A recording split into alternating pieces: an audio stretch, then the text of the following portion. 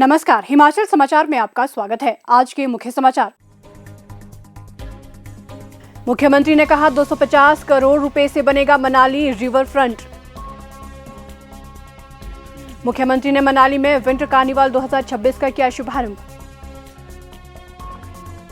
मुख्यमंत्री ने किए मनाली में 63 करोड़ 56 लाख रुपए की परियोजनाओं के उद्घाटन एवं शिलान्यास।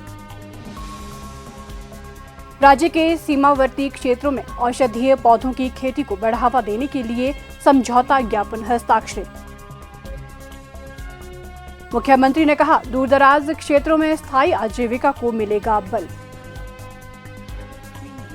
मुख्यमंत्री ने NSUI के चिट्टा मुक्त कैंपस कार्यक्रम का किया शुभारंभ। मुख्यमंत्री ने कहा राज्य सरकार के लिए किसानों और बागवानों के हित सर्वोपरि। मुख्यमंत्री ने कहा महिलाओं और बच्चों के सशक्तिकरण के लिए प्रतिबद्ध प्रदेश सरकार। और अब समाचार विस्तार से।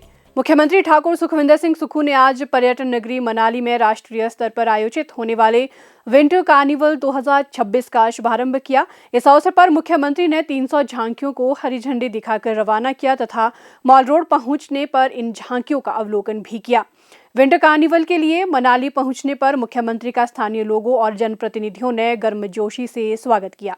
इस अवसर पर मुख्यमंत्री ने मनाली में पर्यटन को बढ़ावा देने के लिए 250 करोड़ रुपए की लागत से रिवर फ्रंट विकसित करने की घोषणा की। इसके अलावा उन्होंने परिधि गृह मनाली के नए भवन में अतिरिक्त 5 कमरे बनाने, मनाली क्षेत्र में बाढ़ सुरक्षा के लिए आवश्यक 7 चिन्हित स्थानों के लिए सुरक्षा दीवार लगाने, ओल्ड मनाली में 2 करोड़ की लागत से पार्किंग निर्माण तथा गांव सोलंग तथा कराल में भूस्खलन के न्यूनीकरण संबंधी कार्यों के लिए 25-25 लाख रुपए प्रदान करने की भी घोषणा की। मनाली विधानसभा क्षेत्र जो है वो पर्यटन की दृष्टि से पूरे विश्व में विख्यात है और यहाँ जब भी कोई पर्यटक आता है यहाँ का प्राकृतिक सौंदर्य देखकर वो मंत्रमुग्ध हो जाता है। मनाली के पर्यटन में 4 चांद लगाने के लिए हम जल्दी ही 250 करोड़ रुपए की लागत से एक मनाली के साथ रिवर फ्रंट बनाने जा रहे हैं जहां टूरिस्ट भी आएंगे और आप लोग भी उस रिवर फ्रंट में बैठकर ब्यास नदी का लुत्फ उठाएंगे। इसके लिए जल्दी ही मैं स्वीकृति देने जा रहा हूं। कुल्लू और मनाली को कैसे जब बाढ़ आती है, आपदा आती है तो पूरे देश से ये टूट जाता है। 2023-24 में मैं यहाँ 3 या 4 दिन रहा, मनाली पूरा कटा रहा। हमने एक अल्टरनेट रोड के रूप में सोचा है कि हम जोगिंदर नगर से भुभुजोर टनल का निर्माण करेंगे ताकि 1 घंटे में अगर आप जोगिंदर नगर पालमपुर से कुल्लू पहुंच जाएंगे। उस टनल की हमने DPR बनाने का निर्णय लिया है। मुख्यमंत्री ने कहा कि हिमाचल प्रदेश अपनी प्राकृतिक सुंदरता, सांस्कृतिक विविधता, ऐतिहासिक धरोहरों और अतिथि सत्कार परंपरा के कारण देश विदेश के पर्यटकों को आकर्षित करता है। प्रदेश में प्रतिवर्ष करोड़ों की संख्या में पर्यटक आते हैं। उन्होंने कहा कि राज्य सरकार प्रदेश में आने वाले पर्यटकों के अनुभवों को यादगार बनाने के उद्देश्य से प्रमुख पर्यटन स्थलों पर विंटर कार्निवल जैसे भव्य आयोजनों को निरंतर प्रोत्साहित कर रही है। ठाकुर सुखविंदर सिंह सुक्खू ने कहा कि पर्यटन क्षेत्र प्रदेश की अर्थव्यवस्था का एक प्रमुख आधार है। राज्य सरकार का लक्ष्य प्रदेश को प्राकृतिक, धार्मिक, साहसिक, आध्यात्मिक तथा स्वास्थ्य पर्यटन के वैश्विक केंद्र के रूप में स्थापित करना है। इस दिशा में शहरी एवं ग्रामीण क्षेत्रों में ग्रीन हिमाचल, बायोडायवर्सिटी पार्क तथा नदियों के किनारे पार्क विकसित किए जा रहे हैं। मुख्यमंत्री ने कहा कि प्रदेश में नई इको टूरिज्म नीति लागू की गई है जिसके अंतर्गत नवंबर 2025 तक 11 इको टूरिज्म साइटों का आवंटन किया जा चुका है तथा 27 अन्य साइट्स की आवंटन प्रक्रिया अंतिम चरण में है। इससे पर्यटन के साथ साथ स्थानीय स्तर पर स्वरोजगार को भी बढ़ावा मिल रहा है। उन्होंने कहा कि ट्रैकिंग को बढ़ावा देने के लिए प्रदेश में 245 ट्रैकिंग रूट चिन्हित किए गए हैं तथा पर्यटकों की सुविधा के लिए एक मोबाइल ऐप भी विकसित की जा रही है। पर्यावरण संरक्षण की दृष्टि से प्रदेश में रोपवे परियोजनाओं को भी गति प्रदान की जा रही है। ठाकुर सुखविंदर सिंह सुक्खू ने कहा कि होम स्टे पर्यटन को बढ़ावा देने के लिए नियमों में आवश्यक संशोधन किए गए हैं तथा होम स्टे इकाइयों के लिए ब्याज अनुदान योजना आरंभ की गई है। होम स्टे स्थापित करने या मौजूदा होम स्टे के विस्तार एवं उन्नयन हेतु अधिकतम 5 करोड़ रुपए के निवेश पर शहरी क्षेत्रों में 3%, ग्रामीण क्षेत्रों में 4% तथा जनजातीय क्षेत्रों में 5% ब्याज अनुदान प्रदान किया जा रहा है। होम स्टे पंजीकरण के लिए ऑनलाइन पोर्टल भी आरंभ किया गया है। मुख्यमंत्री ने कहा कि बागवानी पर्यटन की संभावनाओं को भी तलाशा जा रहा है। बड़े बागीचों और बागीचों के समूहों को ग्रामीण पर्यटन की दृष्टि से विकसित किया जा रहा है। उन्होंने कहा कि प्रदेश में साहसिक पर्यटन की अपार संभावनाएं हैं और राज्य को साहसिक पर्यटन के उभरते केंद्र के रूप में विकसित करने की दिशा में ठोस प्रयास किए जा रहे हैं।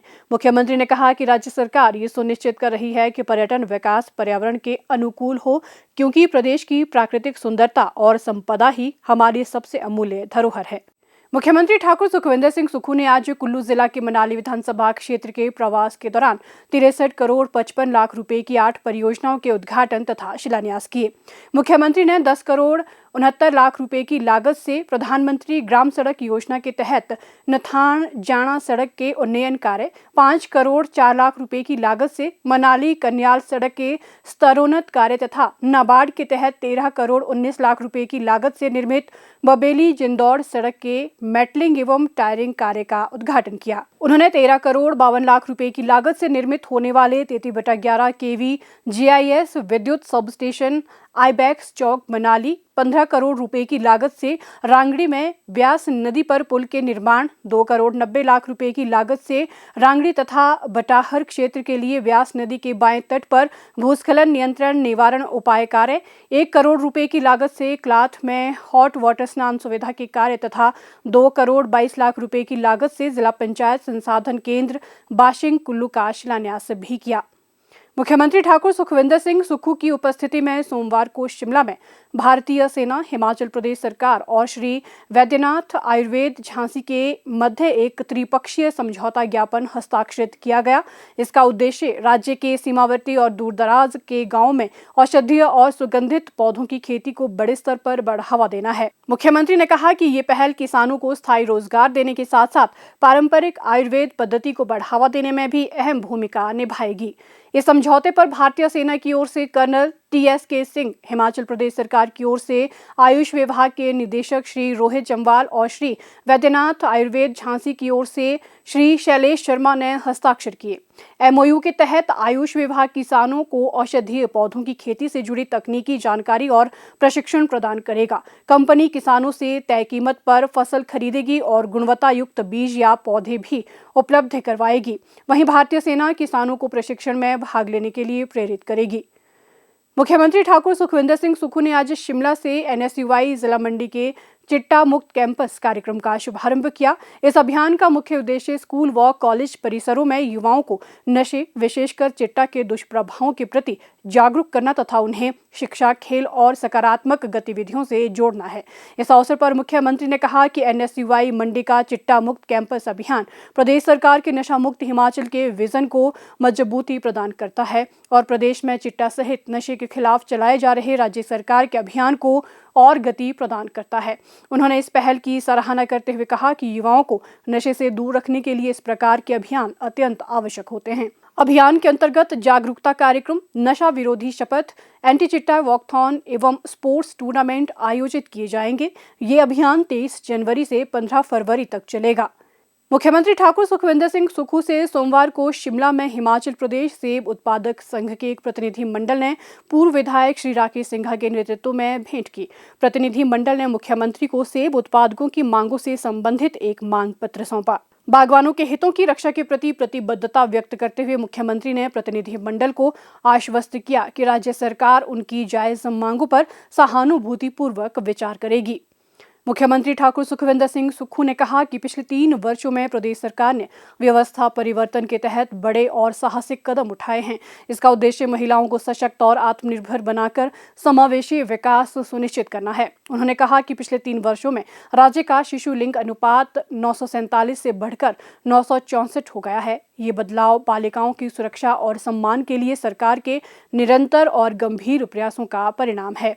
उन्होंने कहा कि सकारात्मक सुधार ने कई नए और महत्वपूर्ण कल्याणकारी कदमों की नींव रखी है। मुख्यमंत्री ने कहा कि इंदिरा गांधी सुख सुरक्षा योजना के अंतर्गत गरीबी रेखा से नीचे बसर करने वाले परिवारों में जन्म लेने वाली बेटियों के लिए जन्म के समय 25,000 रुपये जमा किए जाते हैं। इसके साथ ही माता पिता दोनों का 2-2 लाख रुपए का जीवन बीमा भी किया जाता है, जिसकी राशि बेटी के 18 वर्ष पूरा होने पर या उसकी इच्छा अनुसार 27 वर्ष की आयु तक मिल सकती है। उन्होंने कहा कि इस योजना से बेटी है अनमोल योजना अधिक सुदृढ़ हुई है। कामकाजी महिलाओं को सुरक्षा प्रदान करने के लिए सरकार ने सोलन, पालमपुर, बद्दी, गगरेट, नगरोटा, बगवां सहित विभिन्न जिलों में 13 नए महिला छात्रावास बनाने का निर्णय लिया है। इन पर लगभग 132 करोड़ रुपए खर्च किए जाएंगे। ये छात्रावास महिलाओं को सुरक्षित और सस्ती आवास सुविधा प्रदान करेंगे। मुख्यमंत्री ने कहा कि राज्य के सभी 18,925 आंगनवाड़ी केंद्रों को आंगनवाड़ी सह प्री स्कूल के रूप में विकसित किया जा रहा है। यहाँ 3 से 6 वर्ष तक के बच्चों को खेल आधारित प्रारंभिक शिक्षा दी जाएगी। आंगनवाड़ी कार्यकर्ताओं को विशेष प्रशिक्षण दिया जाएगा ताकि बच्चों की शिक्षा की नींव मजबूत हो सके। मुख्यमंत्री ने सरकार की प्रमुख सुख आश्रय योजना का उल्लेख करते हुए कहा कि ये योजना अनाथ बच्चों और बेसहारा महिलाओं के लिए एक ऐतिहासिक कदम है। इसके तहत राज्य सरकार उनकी परवरिश, शिक्षा और आजीविका की पूरी जिम्मेदारी उठाती है ताकि कोई भी बच्चा या महिला आत्मनिर्भर बनने की राह में पीछे न रहे। मुख्यमंत्री ने कहा कि ये सभी दूरदर्शी कदम समावेशी विकास और सामाजिक कल्याण के प्रति हमारी मजबूत प्रतिबद्धता को दर्शाते हैं। बेटियों, महिलाओं और बच्चों पर ध्यान केंद्रित कर हम हिमाचल प्रदेश को एक मजबूत, आत्मनिर्भर और सम्मानजनक भविष्य की ओर ले जा रहे हैं। हिमाचल समाचार देखने के लिए सब्सक्राइब करें यूट्यूब चैनल हिमाचल समाचार, लाइक करें Facebook page information and public relations department Himachal Pradesh और CMO हिमाचल। फॉलो करें @DPRHP और CMO हिमाचल। फॉलो करें इंस्टाग्राम @DIPR हिमाचल और CMO हिमाचल। विजिट करें वेबसाइट www.himachalpr.gov.in। इस अंक में इतना ही। कल फिर होगी मुलाकात। दीजिए इजाजत। नमस्कार।